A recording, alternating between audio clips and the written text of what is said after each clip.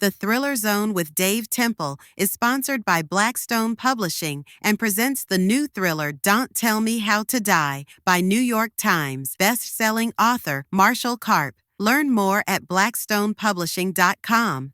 All right, so you're cooler than they said. You promised not to make me look old and stupid. I can help you on the old, I can't help you on the stupid. Yeah.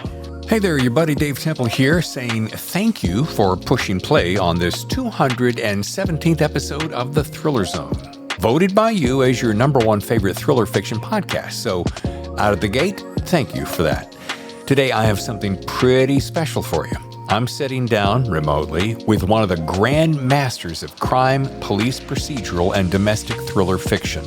He's only one of the biggest names in the biz. In fact, he has worked alongside easily the biggest thriller author in the world today, James Patterson. This guy, my new best friend, has written more than a dozen number one New York Times bestsellers. Who is it? Marshall Karp. And he has a smash of a hit on his hands. In fact, as you'll hear shortly, this is one hell of a book. I won't go on about it now and instead let you stay for the juice. So, without teasing you any longer, let's you and I get into the Thriller Zone with Marshall Karp.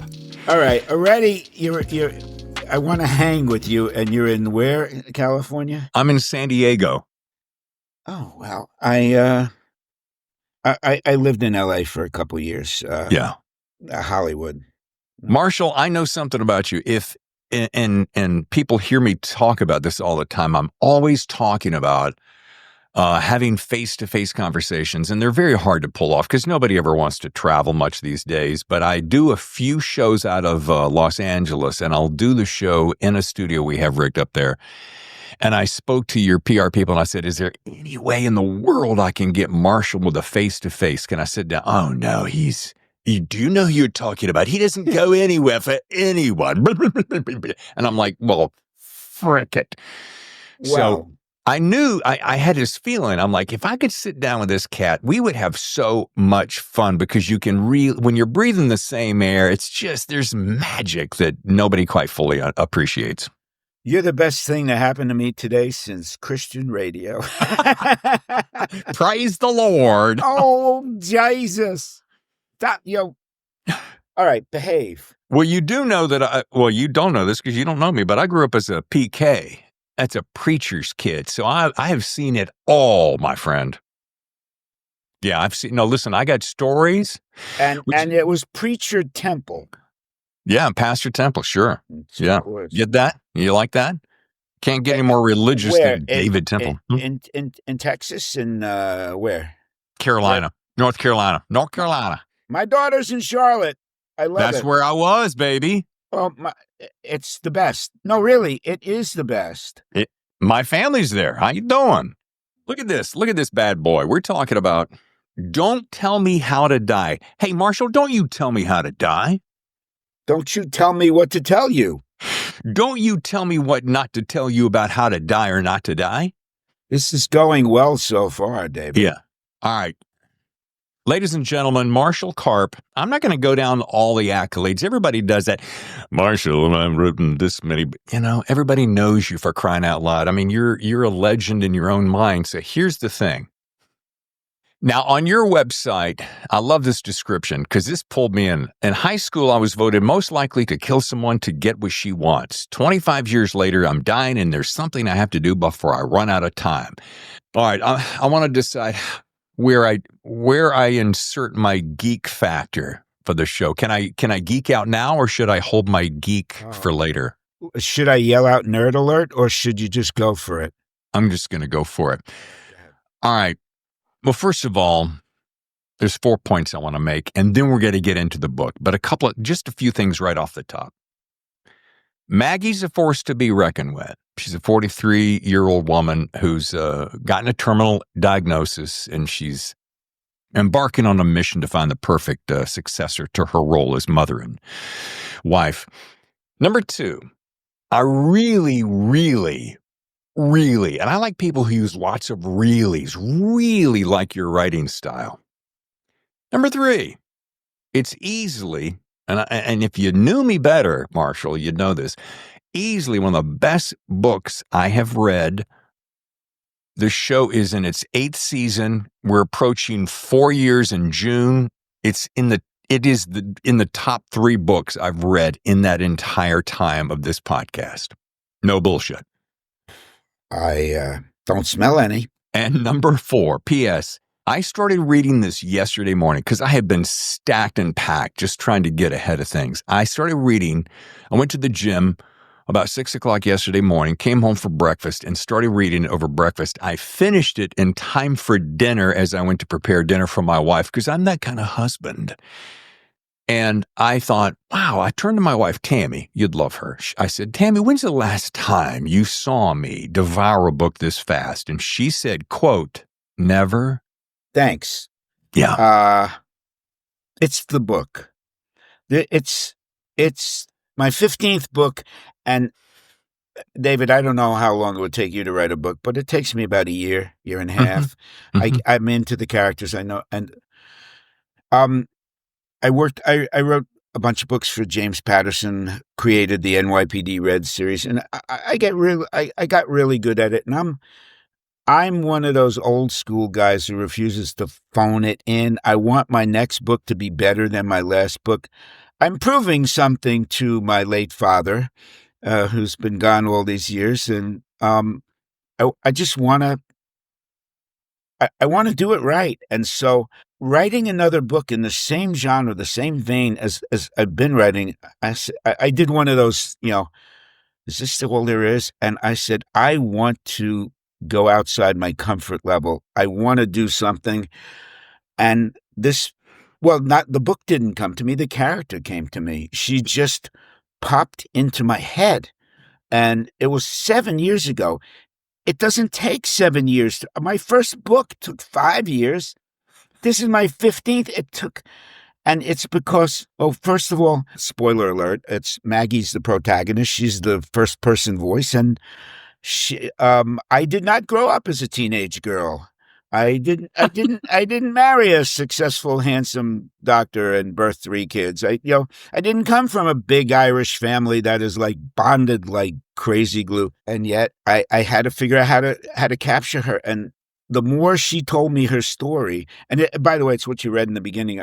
I was going, this is a great family drama, girl, but we do speak to our characters. Sometimes we just type for them and let them talk. Sure. But I write thrillers. And that's when she said that line you read up front, that I happen to mention that in high school, I was voted most likely to kill someone to get what she wants. And I go, ooh, yeah. Now you have to figure it out. And you have to be true to the story. I mean, she's dying. We can't say at the last chapter, oh, wait, it was a lab mistake.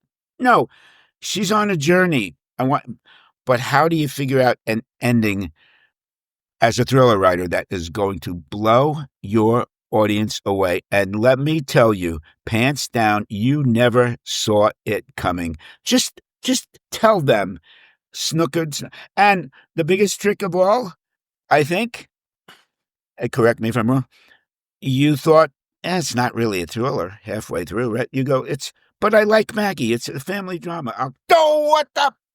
Yeah. That was you. Tammy called me. She told me all about it. Yeah. Let me tell you a couple of things. First of all, that opening scene is its own world.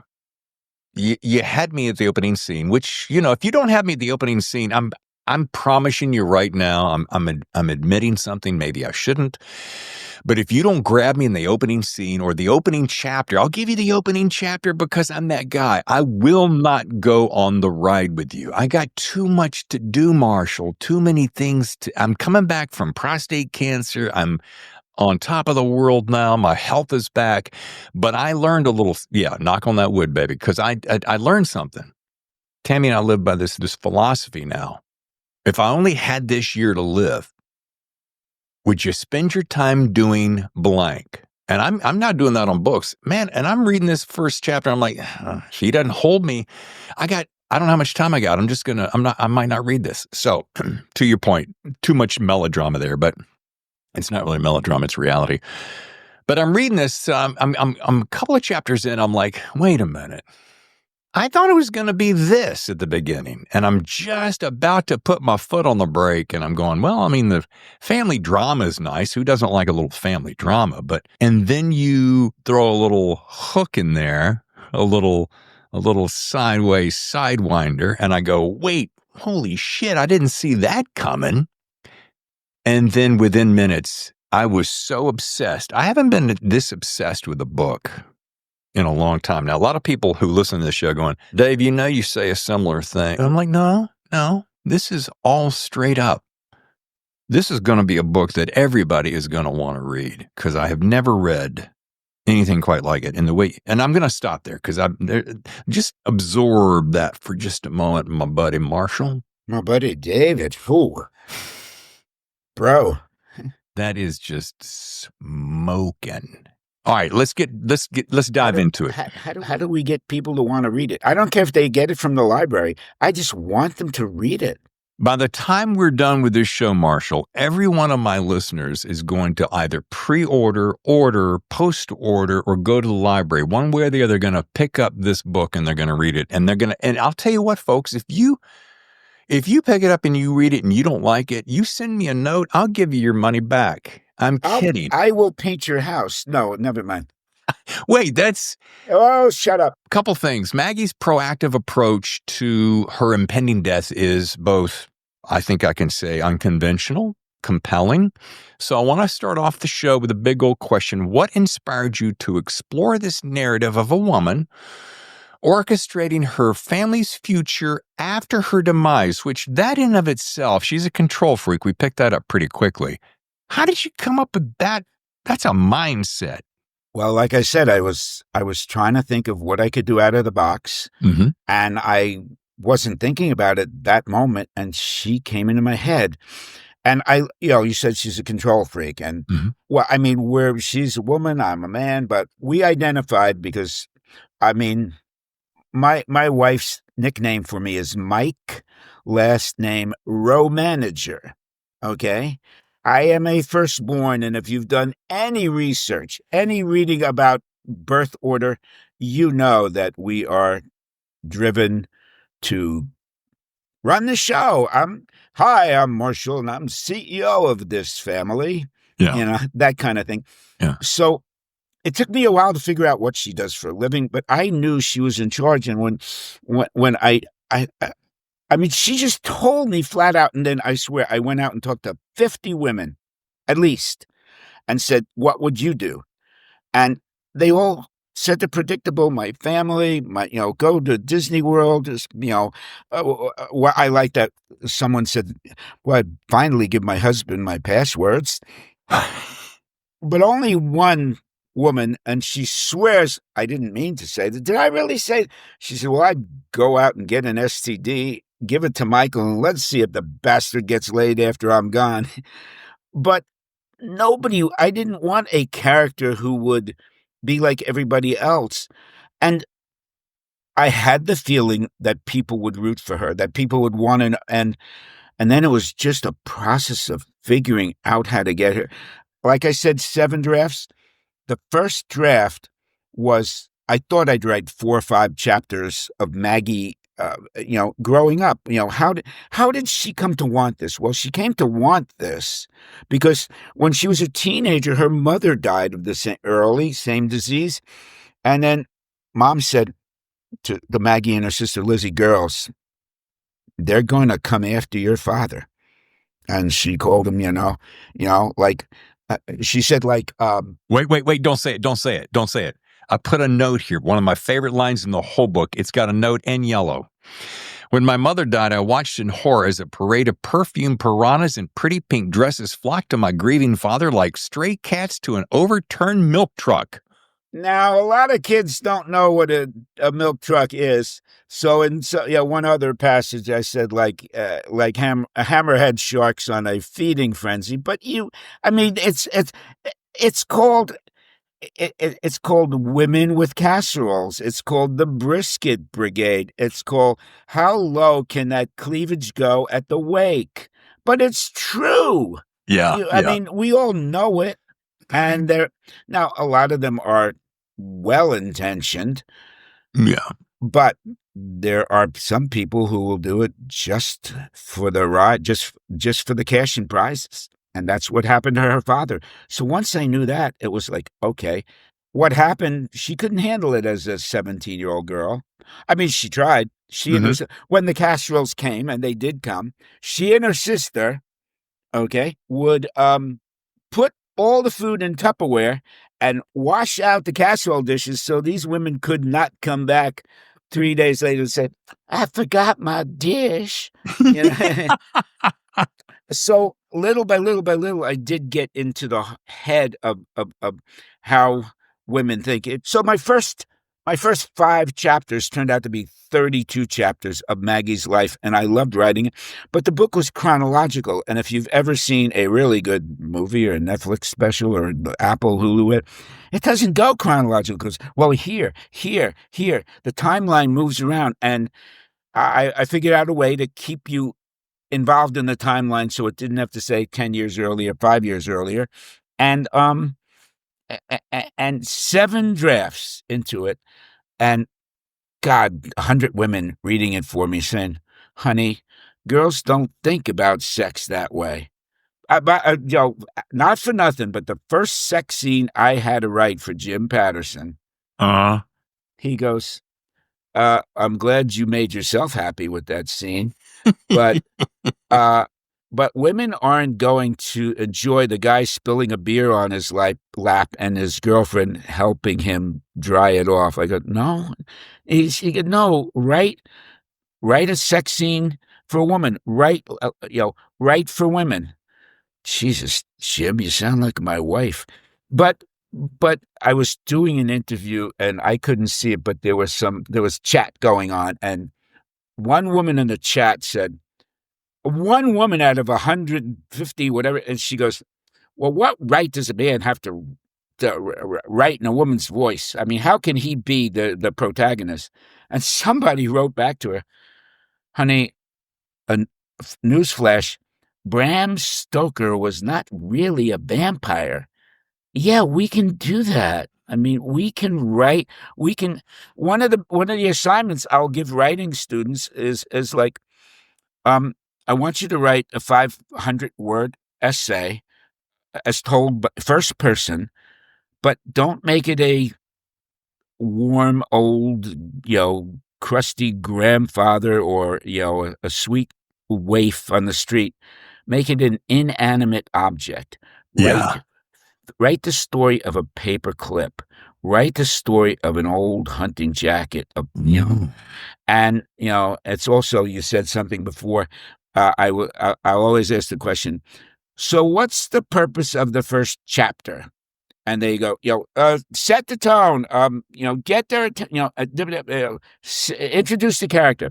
Finally, someone says, the purpose of the first chapter is to get them to read the second chapter. Exactly. I was going to say to turn the page. Yeah. And I go, okay, it's easier question, guys. What's the purpose of the second chapter? And if you keep them short, and I've always written what I call popcorn chapters. I want you to read 1,000 words, get to the button at the end, and damn it, I get all kinds of emails saying, you son of a bitch. One guy told me he's listening on audio, and he started to drive the long way. Yeah. How it's, as a writer, nothing makes you feel better than dicking around with your readers. Yeah. It's like, well, there's a couple things I want to interject here so I can actually say a few words. One is wait, I just want to say, I was going to say before, I was going to apologize for speaking while you were interrupting, but go ahead.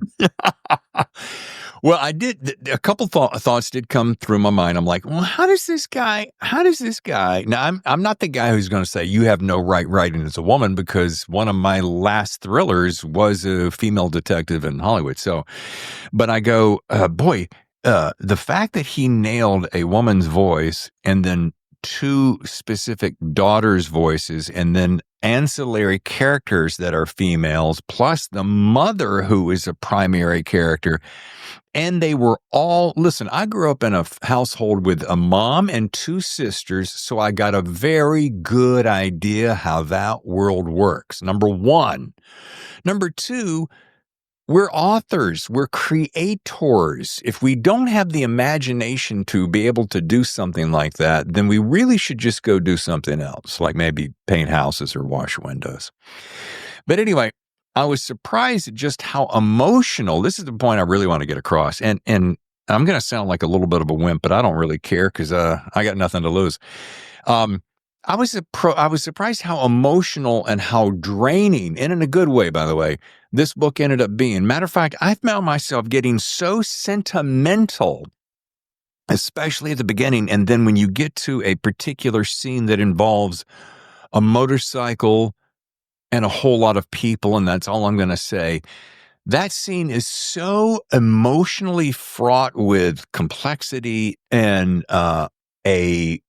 the nuance of the realization of finality of life. I was just like, man, Marshall is like one of my new heroes, because the way you pulled me in and really upset the emotional apple cart in me was that's not an easy feat, and I was transfixed. Talk amongst yourselves. I found myself sobbing when I was writing it. I know you're talking about the motorcycle ride. Yeah. You're talking about chapter 9. Yeah. A lot of people at the publisher read it, and they were texting me as they were reading it. And one guy, Sean, a video designer, he goes, chapter 9, you made a grown man cry. I go, it's all right. It's all right. It's like, it's the human experience. Why do people read books? I mean, yes, I love sci-fi as a kid, sci-fi, paranormal, but I want to be real people doing things that you don't expect. And by the way, tell them that there are a lot of laughs. There's dark humor, but that's what we do when you're a cop. Cancer patients can make you laugh. What is humor other than a violation of your expectations? Am I right? Yeah. You think, oh, she's going to, and then she cracks you up.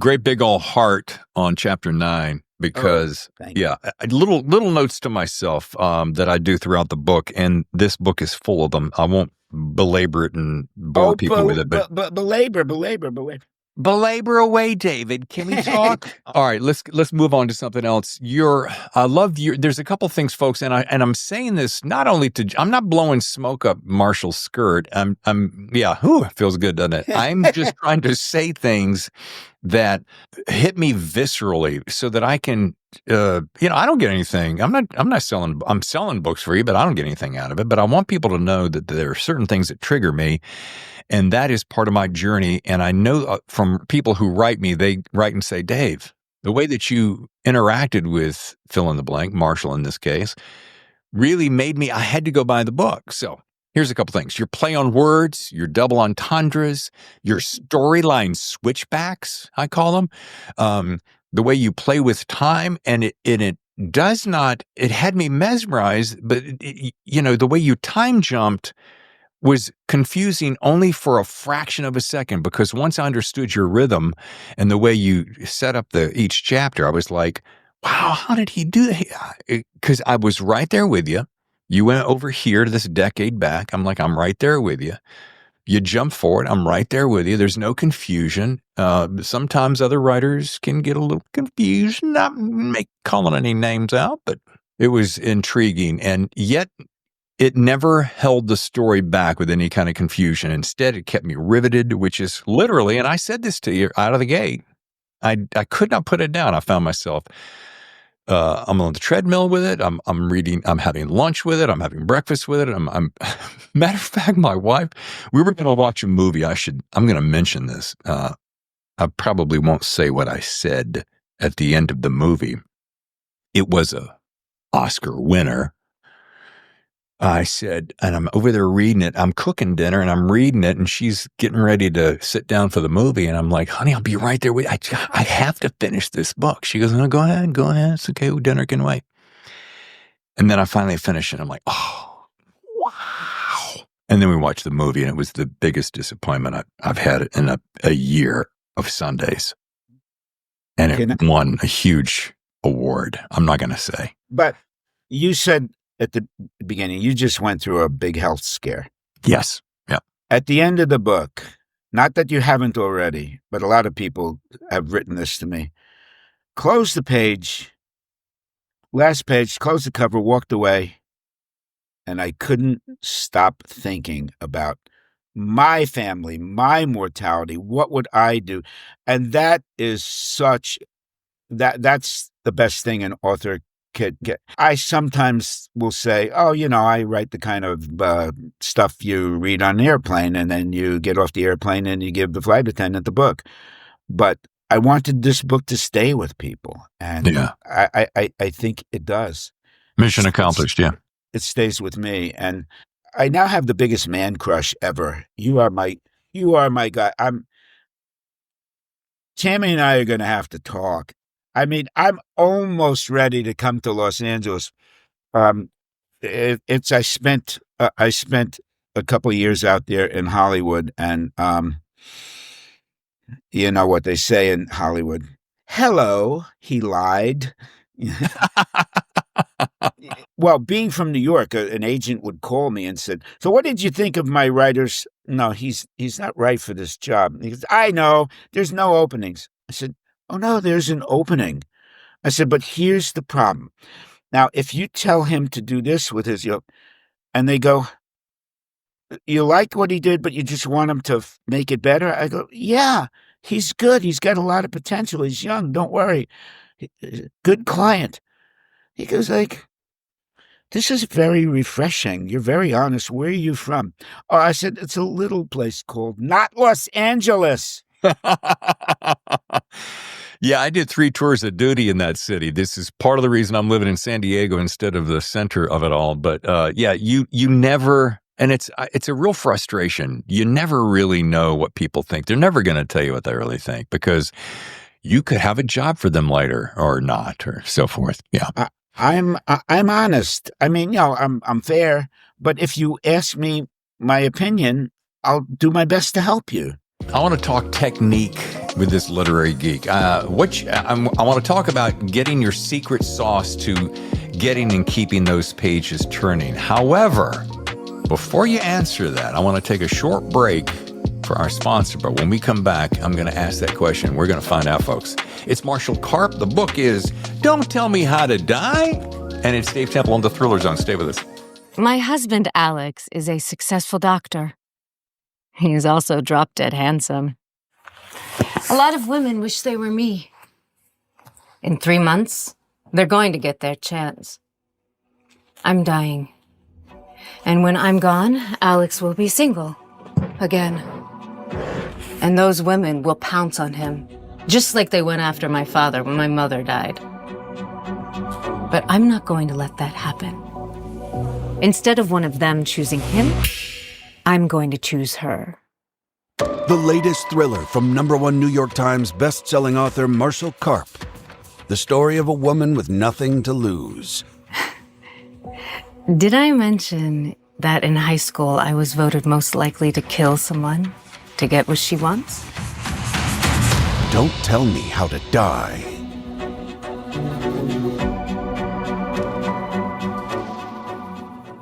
As we said before the break, I want to talk technique. And I know that you're going to probably, well, David, of course, it's just this or that. But I want you to be, I think we've bonded enough that you can be real with me, Marshall. I'll try. We got a mutual bromance over here. I love your hair. I love your hair. Oh, what's remaining of it. But anyway, here's the thing. Hey, wait a minute. Gloves are off. I want to talk about The Secret, because now, and here's what I'm getting at.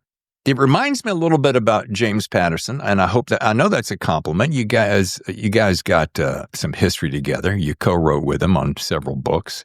It reminds me of his style. Yours is a little bit different, but I want to know, I kind of break down. I'm always doing this. I'm a student. I'm like, how did Marshall get me to do that? And I'll go back. All right, hold on a second.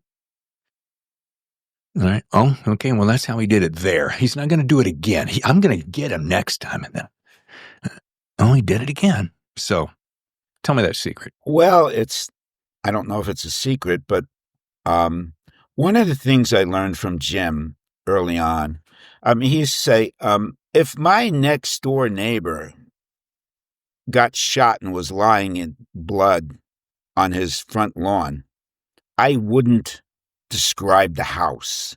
I don't give people the details that they don't need. And that was interesting. And he sends all his co-authors a list of 19 things to remember. And it's always, see the difference, there's a big difference between me and Jim, and he will tell you, he is a storyteller. Mm-hmm. And tell the story. Don't indulge. And, when you get here, kick it up a notch, kick it up a notch, kick it up a notch. But the biggest difference is I invest heavily in characters. I don't know that Jim would have or could have written this book because it's not about characters. It's what they call a slow burn. But I'm more of a craftsman in terms of the writing. And so, but what I learned from him is to make sure that you don't lose the reader. He's a champion of small chapters. My first book, The Rabbit Factory, had 115 chapters because it was my first book. It took a long time to start, but then once I got going, I couldn't stop. And that book was 140,000 words, which, as you know, is. But when the publisher published it, I said, David. His name was David. I said, God loved the art director. She put every chapter started on a right-hand page, which means that there are 50 blank left-hand pages. You want to save a couple of trees? He said, no. He said, I'd rather it was this fat. Because when someone reads a good book, they'll talk about it. But when someone reads a 632-page book, they won't shut up about it. And it's true. And I always put myself in the place of the reader and of the character. So there's a thing in front of my keyboard that says right now, what's going on in the hearts and minds of the character you're writing. Now, if, David got shot in chapter 20, and now I'm at chapter 27, chapter 20 was 3 weeks ago. Right. In my life. But in David's life, it was just half an hour. Mm-hmm. I got to get back into what's going. I have to remember where he is. And so there's that. And it's not a secret sauce. It's just a style. It's sort of like you saying, how come you can be so good looking and talented at the same time? And I go, well, you left out humble and modest, but it's just, I said it before, I just don't phone it in. I just don't try to get the book out. I want to connect with you. Yeah. I read, I'll write it. I will read it out loud to see how it's. And by the way, if you have not listened, even sampled the audiobook, January Lavoie, who might be one of the best narrators out there and one of the biggest sweethearts ever. And she's got a fan club. She's got followers. If I tell your audiobook listeners, it's not only is it done by January Lavoie, but she gave life and breath and soul and everything to these characters. And what was terrific, we did a podcast together. She told me, she said, so I've done 700 books with the same engineer, She lives down in Atlanta. She's the same guy, and he is a man of few words. We do the book, and it's like, thank you very much. I mean, they talk, but he's a total professional. He's not a talker like, I don't know, you. And she said, 700 books. And when I finished those last 5 words in Don't Tell Me How to Die, he keyed his mic and he goes, whoa, that was awesome. And I wound up talking to him. He said, yeah, I did say that. I mean, I don't know how I do it. I do it. I do it because I try to do it. I do it because I want to do it. I do it because we all have a gift. I'm trying to figure out what the hell yours is. Oh, okay. No. Oh my God. No. You're Conan O'Brien. You're David Letterman. You're a guy who knows how to get the most out of people. Well, you suck up, you. No, you know what it is? Here's a little inside secret. I did 25 years of major morning radio show. So I've been around a lot of people my whole life. I'm inquisitive.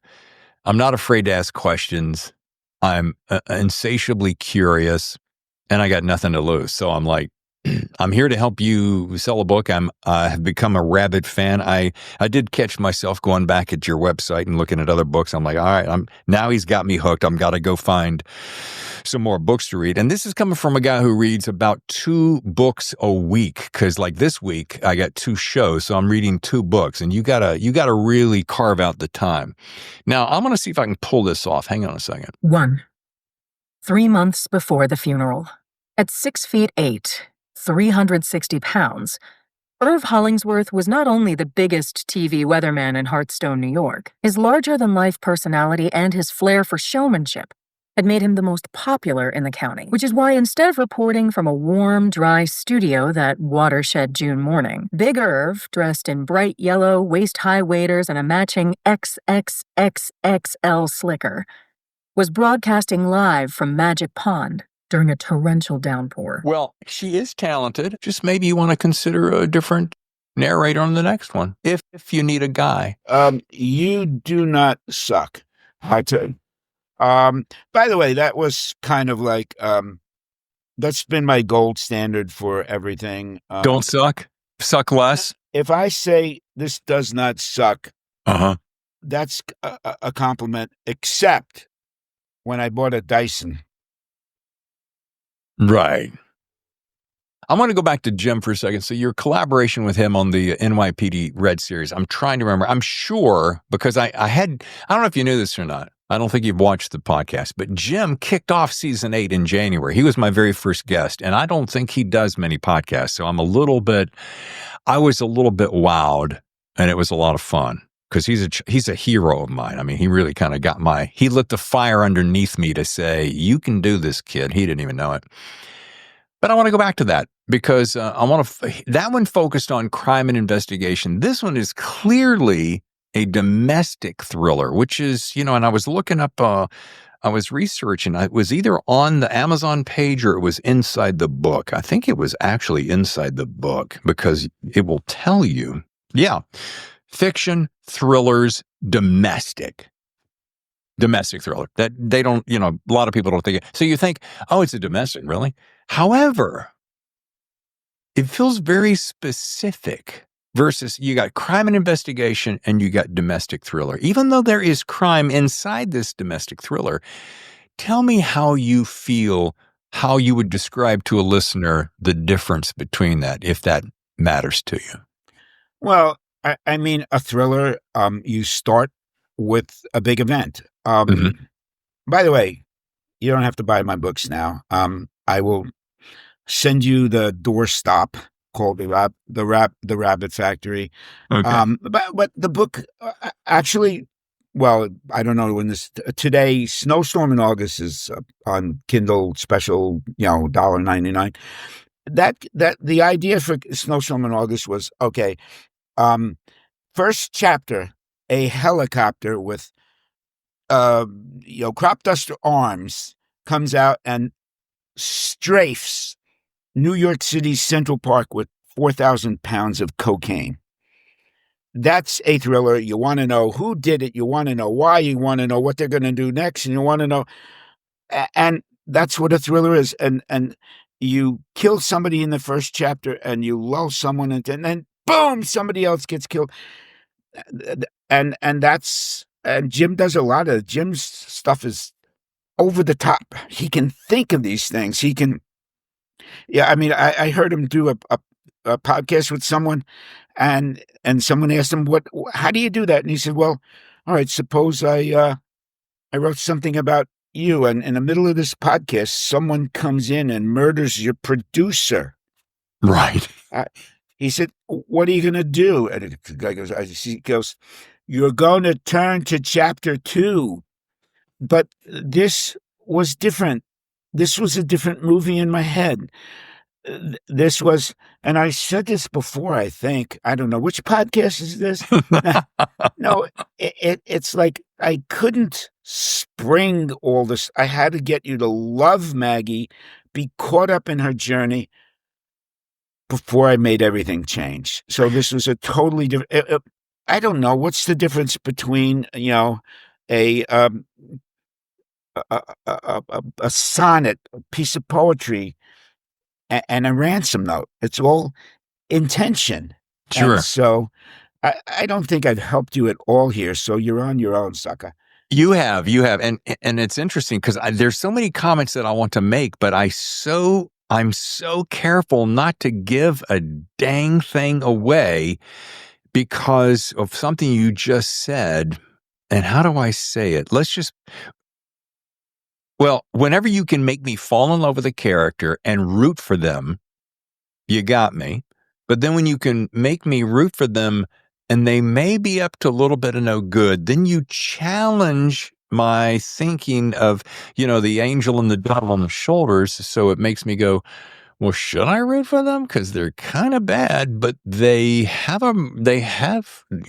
some common sense to that. But then when the third level comes in, which I won't say, then you're like, wow, that's called conundrum. It's called safe literature. When you look, your characters, if they're not flawed, what are they? I mean, yeah, women. I say women because women were attracted to this book, but trust me, men have been writing to me and saying, dude, this is not my kind of book, but yeah, well, hey, dude yourself. But I mean, they say Maggie's flawed. She did things that made me hate her, but it's like, make a list of people that are not flawed, and they're still, you like them for what you accept them. Sure. And that was what hey, also, you got to cut her some slack. She's got 3 months to live. She's desperate. Yeah. And there's a little bit of, back to the psychology, there is, and you remember I mentioned to you early on how you pulled me in emotionally, and you had me on this real emotional roller coaster. And then, of course, as I'm driving to pick up my dog, I'm listening to love stories sung by Tim McGraw and some country. So I'm like, oh my God, I am just making this worse. But the funny thing about it is I want to drill down on some of the psychology. Now, Marshall, I'm going to tell you something. I make a litany of notes to myself so I never look like an idiot in case my brain just gives out. I'll write them in their entirety, but I bold certain things so that I make sure that I hit a point. But every once in a while I'll come up and it's a little bit too floral. I'm about to do that to you right now. I'm going to read it just like I wrote it, but I want you to hear it in the way that you and I are just talking, which is casual. So here, I write this down. I want to drill down on psychology here. Maggie's determination stems from her mother's death and its aftermath.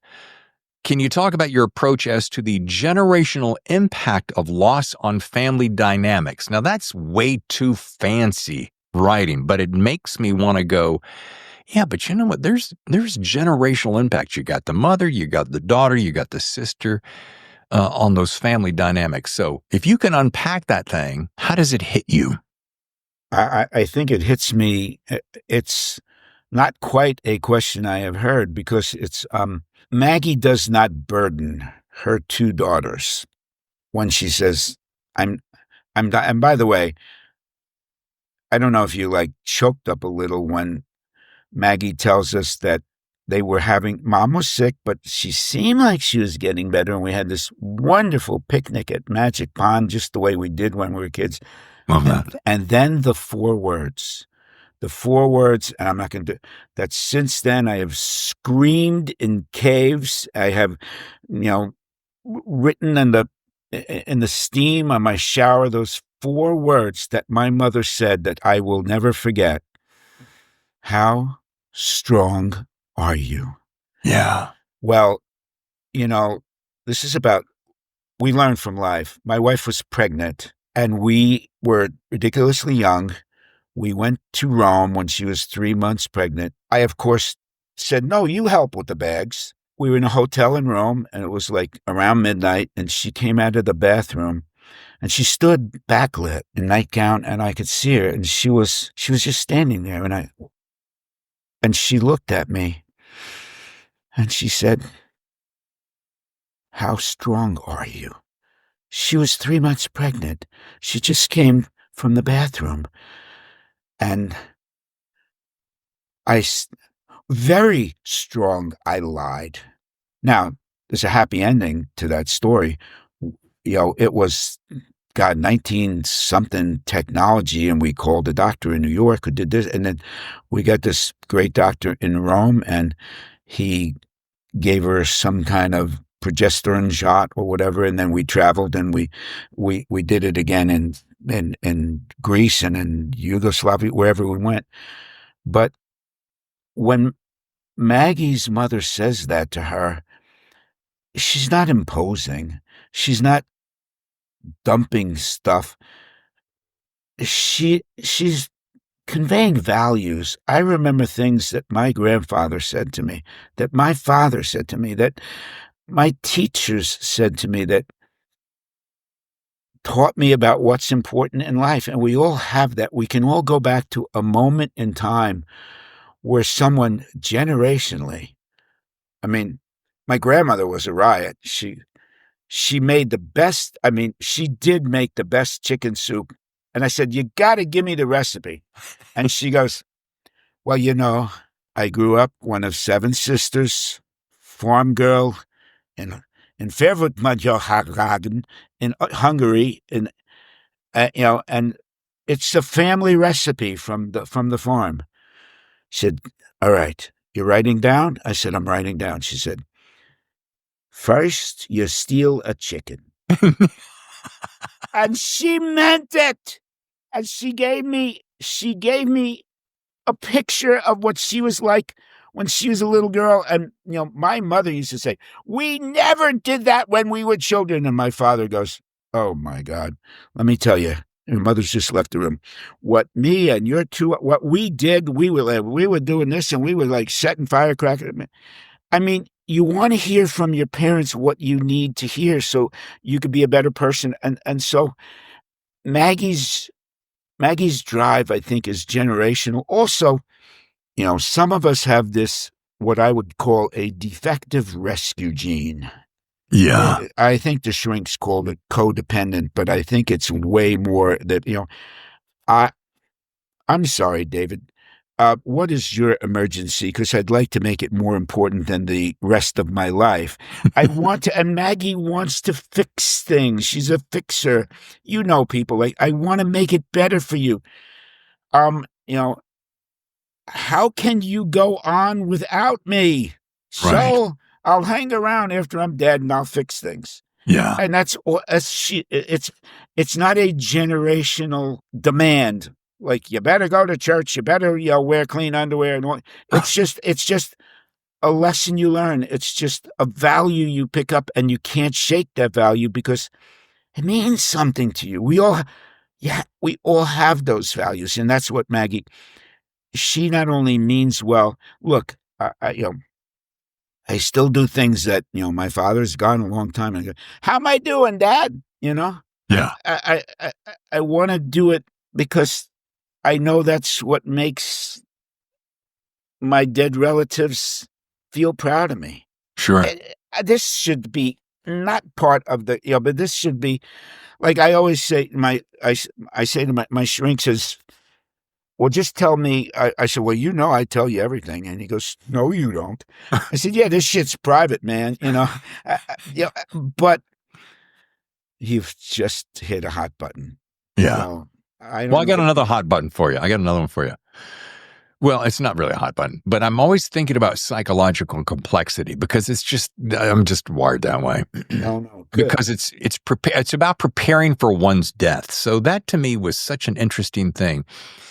My father was taken very quickly at a much too young of an age, younger than I am now, and I was way too young.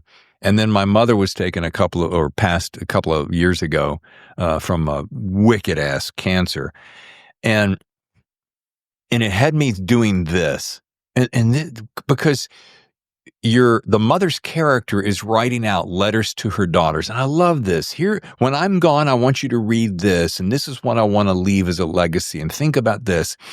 So that just got my whole head spinning. My dad was always he's working 3 jobs and too busy, but he would send me on a rare occasion, and I still have them, and it's maybe this few, on a yellow legal pad. He'd stop his day and write me a note, and I cherished every one, and I've read them hundreds of times, and they're very simple, but they mean the world to me. My mother, fortunately, I had several days, really beautiful, languorous days with her right before she passed, and she didn't need to write me letters. But just yesterday, as I was reflecting on this book, I thought, what would she have written to me knowing what was coming, and after she was gone? Son, I want you to think about these things. So I kind of tried to channel her and to hear those, and I didn't yesterday, but this is the takeaway. I'm babbling. This book was not only just good old flat out entertainment, Marshall, which it was, and we've done a lot of kidding around, and that's fun, and I love that. But man, for some reason, it just triggered something in my head. I can't say this about every book. Matter of fact, I can't say it about very many books.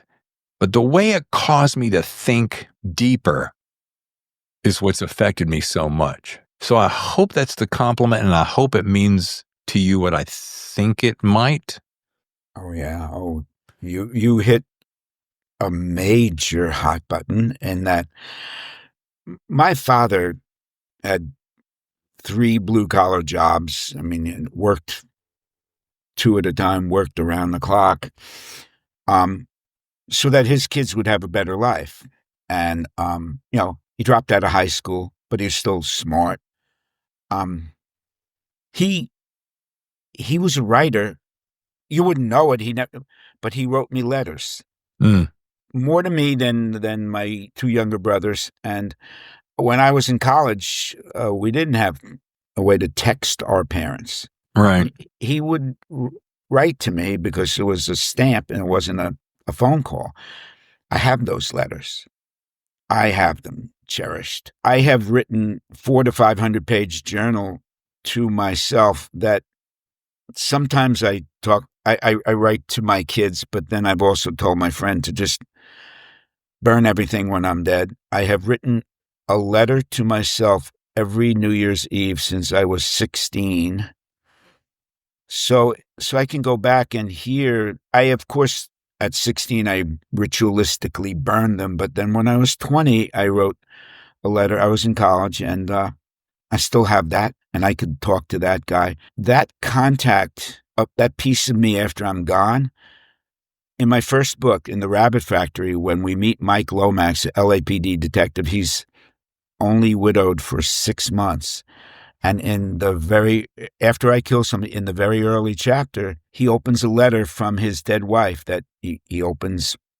She left him 9 letters while she was dying. She was dying of ovarian cancer. They had tried to get pregnant, and then it turns out she wasn't pregnant. She was dying. The first couple of you read that first letter, and the first letter that he's reading, which is maybe number 5 or number 6. And then throughout the book, she's in touch with him again. And what is it about that? to be able to be in touch with your past. It's like if you could go back one day in time and spend the day with that one person or that little group, who would it be? To me, it would invariably have nothing to do with the girlfriend that you never shook, but it would be about spending time with the people whose values I inherited. Yeah. And so, yeah, I like to do that. And when I wrote the fifth book in the Lomax and Big series, I said, there's only 9 letters, and the reader's been exposed to them all. And my friend Danny, he said, well, what if she actually wrote some more and gave it to Mike's father to give to him at a certain point in his life, not while he was raw, but a couple of years later. Yeah. And being the old, smart, clever marketing guy that I am, Yeah. I of course put the first 6 or 7 chapters of book 2 in and then. Yeah. Well, and to that same point, I did find myself yesterday thinking this weekend when I get some quiet time and I'm not, racing to the end to get all these podcasts done, I said, I'm going to start this diary just for myself that I'm going to set aside that I'll pass along because, we don't know how long we're going to be here.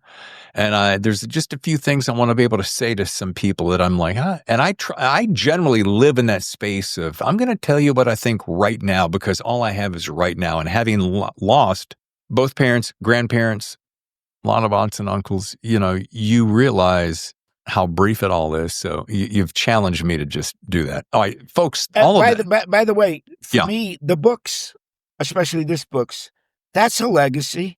Sure. People will read this when I'm gone, and yeah, I'll feel good. David, what do writers do? We're screwed up in the best possible way. Yeah, you make shit up. I mean, that's what we do, right? Well, as we kind of start to wrap, there's a couple things, this is something I want to make sure I touched on because I'm a big fan of television and film and long form that is visual. And I know that you got a background in screenwriting and television. And I want to know how those experiences and those mediums have influenced your work as a novelist. That's one part of it. And I don't want to get too fractionalized, but so how is that world influenced this world? And what shifts have you seen in your very young years shift from when you were in the heart of it in Hollywood versus what it is today? Because I know there's been a little span of time. So let's start with the first one. How have those experiences how has television and screenwriting influenced your novel writing? Well, the first draft of my first book, I basically wrote what the characters did and what the dialogue was, and my editor read the 50 pages and said, "Well, what are they wearing?" I said, "I don't know. Wardrobe lady will fix that." And they said, "Well, what is the neighborhood like?" "No, the location scout will do that." And what does he look like? "I don't know yet. He could be white. He could be black. He could be short. She goes, "You don't have those people to communicate. So when you're writing a book, you have to paint the picture without belaboring the picture. But also, when you are creating a scene and you have some budget to put the people outside, inside, in the set, you're allowed to do more than just 2 talking heads." Right. So I'll have 2 people talking, but where can I put them? That's kind of interesting. I mean, look, it's what I'm able to do. I think cinematically. I also think I want somebody who makes movies to read this book and say, this should be a movie. You've probably already said that to yourself. This should be a movie. And so I write cinematically, and I feel, and then I pace myself like cinema. And I think for me, the difference between what I did back then is that there's just so much more latitude. My my film, Just Looking, which I got the most amazing email last night on my pub day. I got the most amazing email from Jason Alexander, who directed it.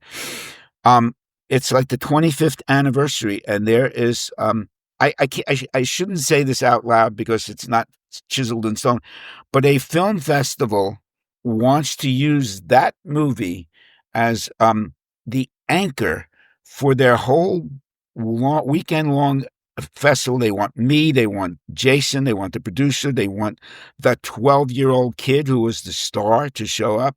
The biggest thing I learned is that that movie got an R rating for one word, starts with F, ends with uck. Okay? All right? What he should have said, 12-year-old kid, is like, I'm going to dedicate my summer vacation to I'm tired of reading National Geographic. I want to see two people doing it. Right. If he had said doing it, Yeah. see, I could say F you. Right. And that's just profanity, and that's PG-13. Right. But if I said, Yeah. I would like to F you.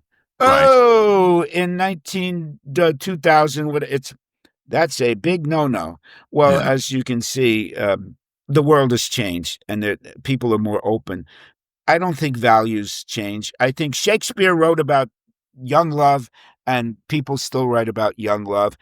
It's never the insides. I don't think our insides change. Our outsides change.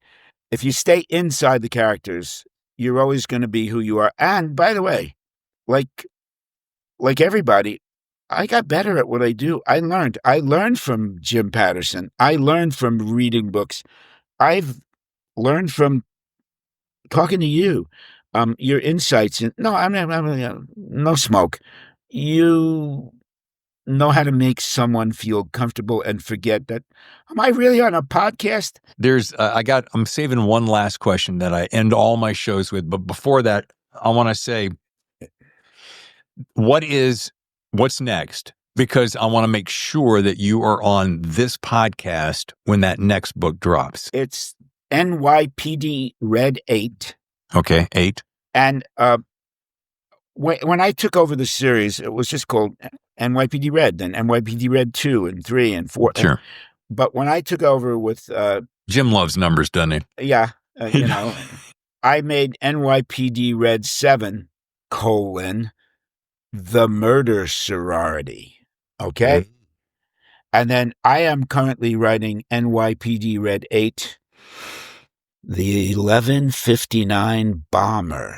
My log line in my head already is, it's 11:59, and the city that never sleeps is afraid to get out of bed. Nicely done. Look, it's due to hit the stores at November 25th. I have never been this close to deadline, but it's because I spend time with wonderful people like you promoting the hell out of Don't Tell Me How to Die. I guess everybody, me, the publisher, everybody's kind of overwhelmed by the reception for Don't Tell Me. They want to talk to me. Dude, first of all, before we go, and may I call you your holy dudeness. Please. I think when you run across a book, and I want to talk, very seldom do we ever get to talk to people in a real way. And I'm going to do this. And if you don't like this little piece, I'll cut it out. But I want to ask you, what do you think about the publishing world today? This is like if you and I were sitting around having a favorite beverage or snack, and it was just you and me hanging out in that sexy room of yours. If I said, Marshall, be real with me. It's just you and me. What do you think of the business these days? A. B. Do you think this social media bullshit really matters? Does it help you move books? Do podcasts and Twitter and Instagram and TikTok, does it really move books for you?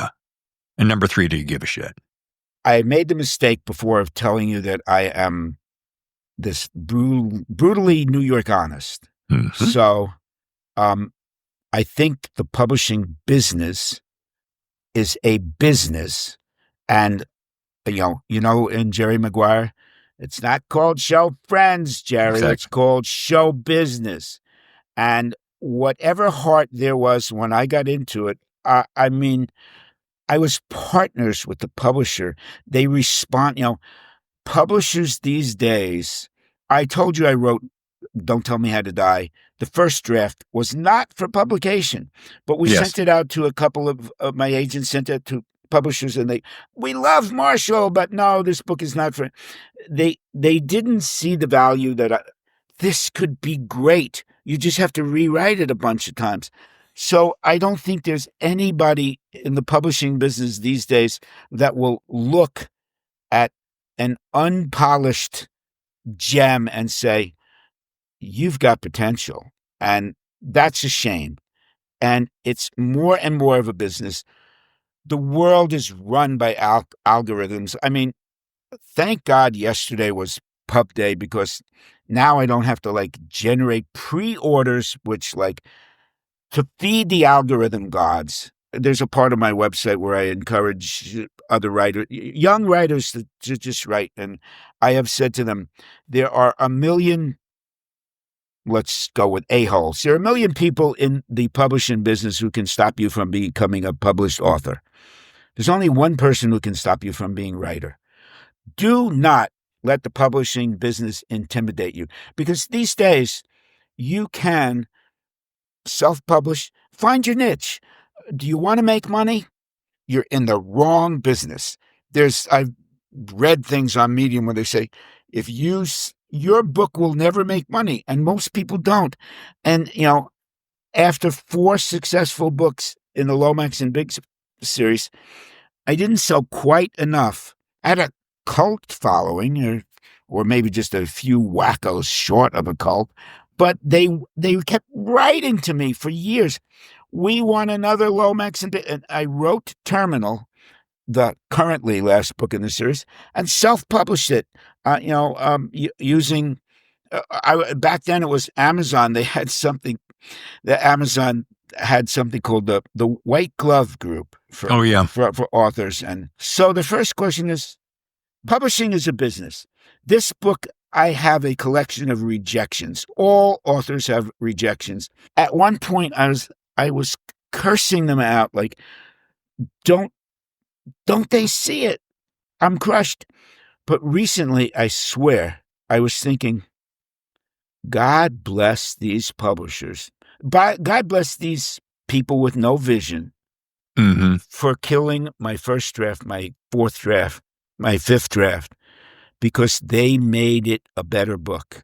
I rewrote certain parts. Don't think that they're going to love you. They're in the business to make money. If you can't make money, get out of my office. Yeah. That's one. The second, what do I think of social media? Well, as a consumer, I mean, yeah, I can get lost on TikTok or Reddit but it's the world's most fun time waster. But these days, and I work with people who are 30-something smart, these days, it's amazing because you have your niche people, you have your book talkers. There's a great value in spreading the word on social media. I really believe that. And do I give a shit? No, but yes. You know what I mean? It's you work within the system. We walk a fine line of art and commerce. That's a tough question, but I think you got to give a shit when you're out there marketing. Yeah. Do not give anything when you're writing. Yes. Do not write for the business. Write for the readers like they are in North Dakota. So, Marshall, as we start to wrap it up, I always ask all my guests, and you are one of those, what is your best piece of writing advice? Now, you've given a ton of solid information this entire show. It's probably been a masterclass for me. I've learned a lot from your writing. I've learned a lot from just hanging out with you. But I know that everybody has a little bit of a last-minute credo by which they live, and I'd love to know what yours is for my aspiring authors. Basically, it's never, never, never give up.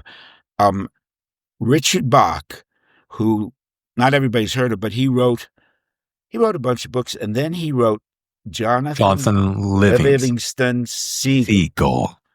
And it was a book about a seagull who was looking to find himself, his values, and had pictures of birds, and it was practically spiritual. And that turned out to be a bestseller over the course of 2 different years. Yeah. And he said, a professional writer is an amateur who didn't quit. That is it. But it's about your relationship with, it's how you deal with it. If you're a real writer, and also, before I even thought about writing a book, I said to my friend who wanted to write a book, look, if you write 1 page a day for a full year, you'll have a book. And he called me a year. He goes, you're never going to believe this. I said, what?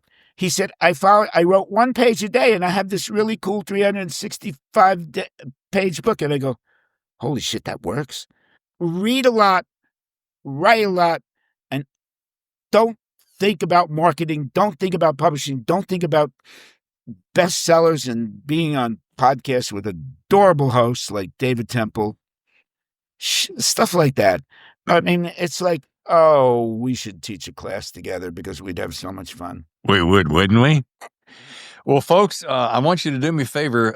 And by the way, Marshall, you have won the award. You won the award for the best unique website address, and that is carpkills.com. Not marshallkarp.com, but carpkills.com. So, folks, you want to learn more? Go there. There's a gaggle of books. You can snag them all at your leisure. And boy, has this been fun or what? It's a lot better than I expected. What does that mean, mister? Well, it means that you and I were just set up on a blind date. Yeah. And many years ago, I was set up on a blind date. Yeah. And I married her. And you married her. Sweet. It's the essence of chemistry. By the way, you've done something. Somehow, through you, I feel connected to your audience. You make me feel your audience because you know what they want. You're really good at this stuff, aren't you? I don't know. I thank you. You're very, very kind. You're very kind, and I appreciate that. I'm humbled by that, and I'm honored to have you on the show. But I just reflect what I like. That's all I do. If I like a book, you are flat out going to know it. If I don't like a book, you may not know it. I just ask questions that I want to know about.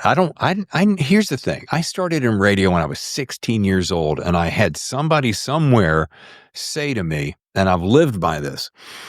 Now, David, don't get your head full of all this, that, and the other. When you go to get on the microphone, you crack that mic for the first time, imagine one person. Think of one person, not this audience. And so I always thought of my mom, because my mom was the only person going to listen to my show. And so I thought that way from then on.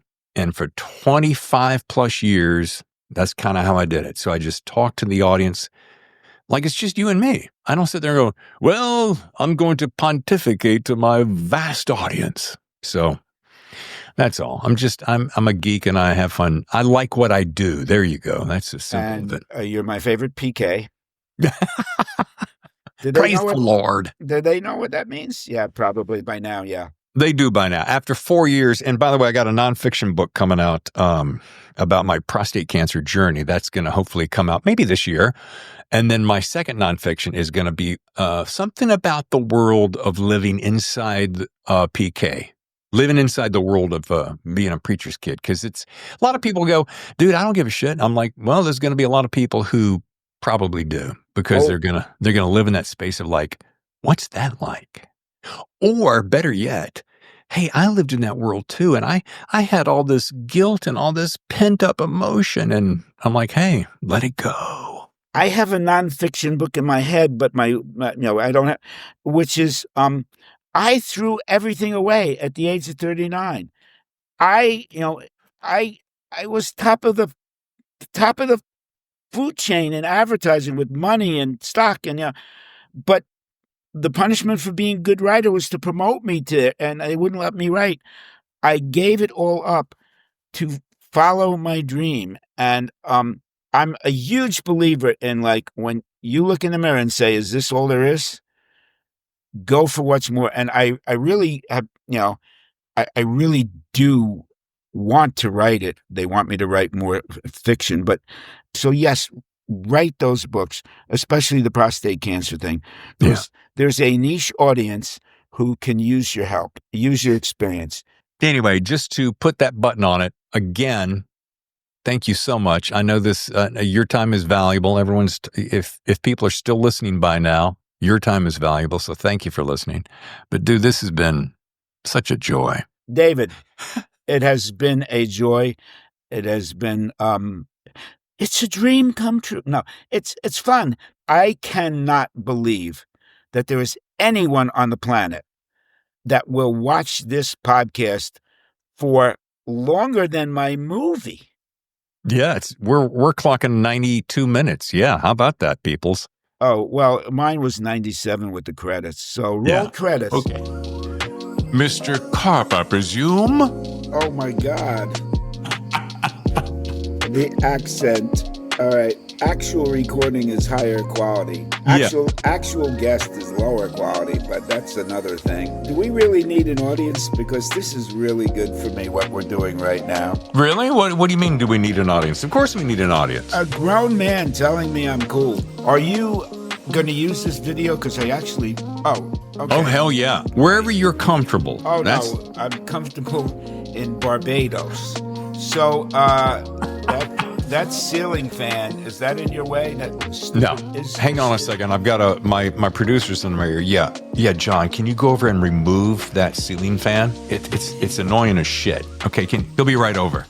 This just clarified. I usually ask people if profanity is encouraged or discouraged. You don't have a 7-second delay? No, how about whatever the fuck you want to say? Hey, I just thought I'd come out of the gate with something big. Now, I don't generally, every once in a while, a little bit of razzmatazz doesn't bother me. I don't go around, we're not sailors here, but Yeah, right. All right, what happened to your... Well, wait, what the fuck? Tell me about yourself, David, because I don't know enough. I just came off of a Christian radio program. It was great, but you need to get in the headset. Bless your fucking heart.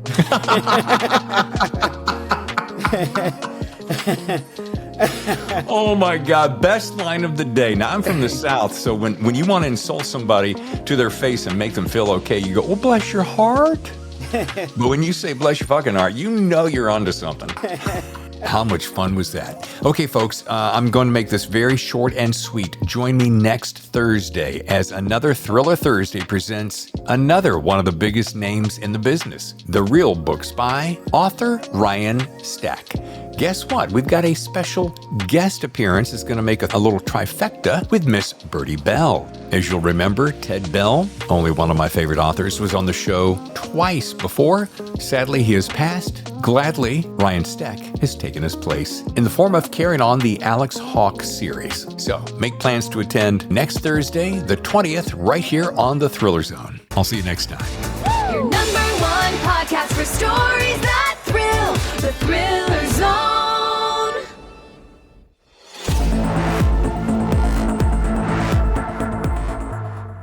The Thriller Zone with Dave Temple has been sponsored by Blackstone Publishing, an independent publishing house where authors, readers, narrators, and listeners feel at home. Order your copy of Don't Tell Me How to Die by Marshall Karp today at blackstonepublishing.com. Okay, before we go, I have a special announcement. Many of you have asked if you could promote your books on the Thriller Zone, and the simple answer is yes, of course. As you have heard over the past 3+ years, numerous authors have exposed their latest books on this #1 Thriller podcast. And the bonus? They have found solid success. So for the months of March and April only, if you'd like to promote a current or an upcoming release, you can do so right now. Just reach out to me at thethrillerzone.com thethrillerzone.com/contact. Go to our website, thethrillerzone.com/contact, and just give me your 60-second commercial script. But just know these prices are going away, likely to never return. Again, so if for a limited time only, you can run an ad of your current or upcoming novel for only $295. So if you have a book recently released, or you're going to release it in the near future, contact me again at thethrillerzone.com/contact for this limited time offer. And soon, your book will be in front of millions of listeners across Thriller Zone Nation. Also, if you'd like that same spot to air on the entire back catalog of shows, that means all the way back to 2021, you can do that for a small extra fee. Okay, so repeat after me. I want my book trailer to air on the Thriller Zone. I want my book trailer to air on the Thriller Zone. I understand it's a limited time offer. I understand it's a limited time offer. My cost is only $295 if I act right now. My cost is only $295 if I act right now. And I get it, Dave. There's only a limited number of spots available. And I get it. There's only a few spots available. Excellent. All right, that's it. Hope to hear from you soon, and good luck. I'll see you next time for another edition of The Thriller Zone.